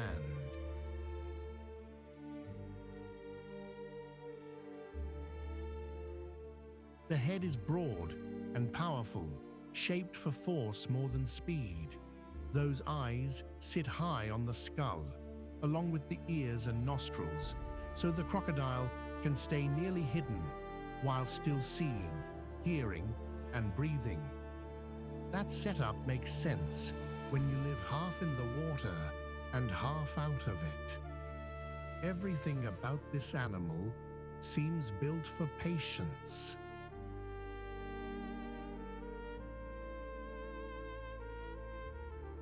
Even the jaw tells a story. It is made for holding on, not for letting go. Once those teeth close, the struggle is usually over. Most of the day, this crocodile lies motionless in the shallows or on a bank, saving its energy. It can wait through the heat, through the noise, through the long hours when nothing seems to happen.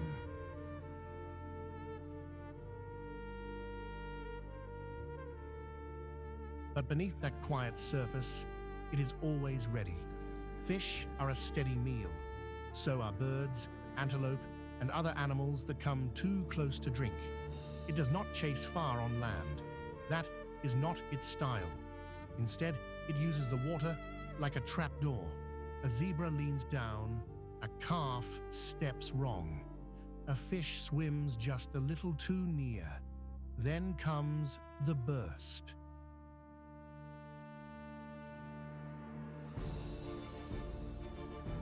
One sudden lunge, a flash of teeth. And if the crocodile gets a grip, the fight turns grim fast. What makes it so dangerous is not speed alone. It is timing. It knows where to wait, it knows when to strike, and it knows how to make the most of that one explosive moment. Even in a world full of bold hunters, this one plays a different game.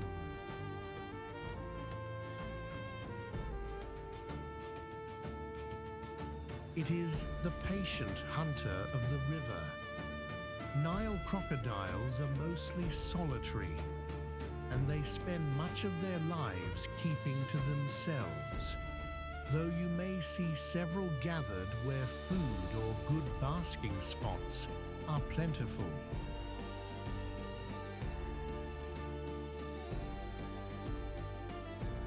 Mating brings them together for a time, and after that, the female does something many people would never expect from such a fearsome animal. She builds a nest on land, often in sand or soil near the water, and guards it carefully. She can lay a large clutch of eggs, then stay close until they are ready to hatch.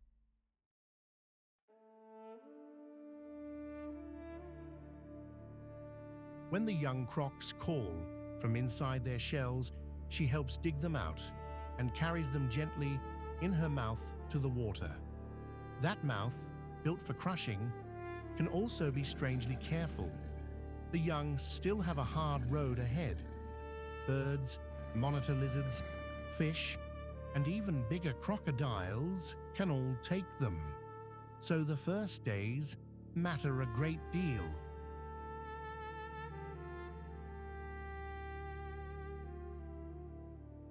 For the mother, protection is everything.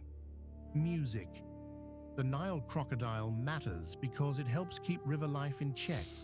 It takes weak, slow, or careless animals, and that can shape how herds move and where they drink.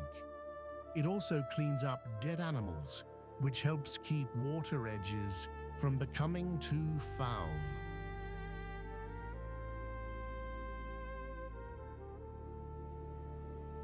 In many places, people still fear and hunt crocodiles, and rivers are changing fast because of dams, farming, and shrinking wetlands. But where habitats are protected, crocodiles can still do what they have done for ages: hold their ground at the edge of the water and remind every creature that comes to drink to be careful.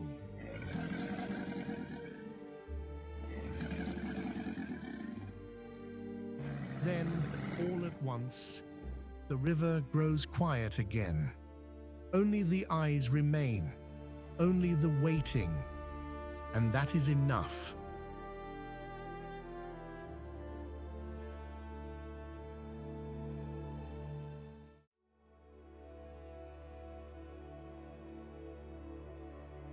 It's a little like a neighborhood argument that never really ends.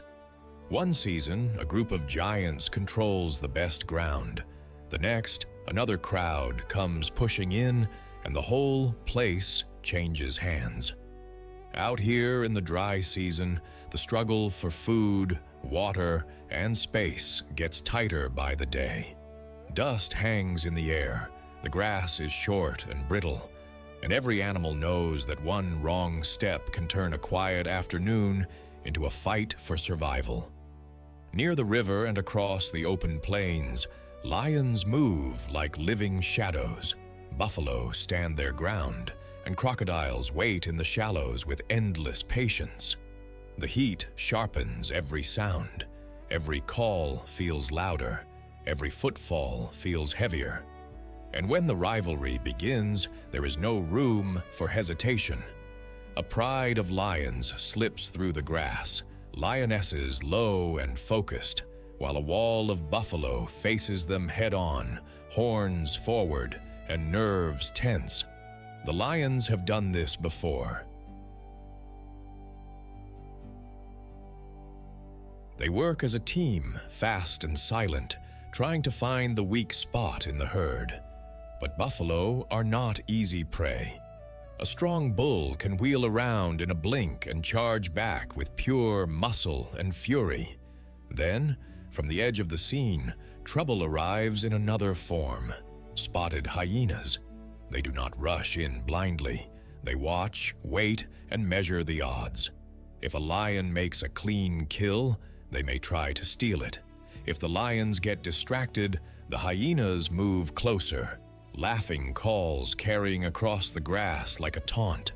And all the while, the river keeps its own secrets. A crocodile lies almost invisible in the water, with only eyes and nostrils showing. Nearby, a thirsty antelope edges toward the bank, then freezes. Too many eyes, too many dangers. The air seems to hold still. Then it breaks. Buffalo surge forward in a pounding burst. Lions peel away and regroup. Hyenas circle wider. The crocodile never moves at all. This is the dry season at its sharpest, a place where every meal is hard-won, every rival is a threat, and every survivor earns the right to stay. And here's the funny thing about a place that looks so wild and so unforgiving: it still depends on simple acts. A mother lion nudging her cub closer, an elephant remembering where the water was last season, a hyena family working as one, a crocodile waiting, a flock of birds cleaning what the hunters leave behind. All of it is connected, thread by thread, through dust, water, heat, and time. This is not just a land of teeth and horns. It is a living world, always changing, always asking something of the animals that call it home. And people matter here too. Protected parks, rangers, researchers, and careful conservation work can give these species a better chance, even as habitat is lost and the pressure grows. If this journey moved you, please like, subscribe, share it with a friend, and tell us in the comments which animals stayed with you the most. Until next time, keep looking out for the wild places still beating quietly beyond the road.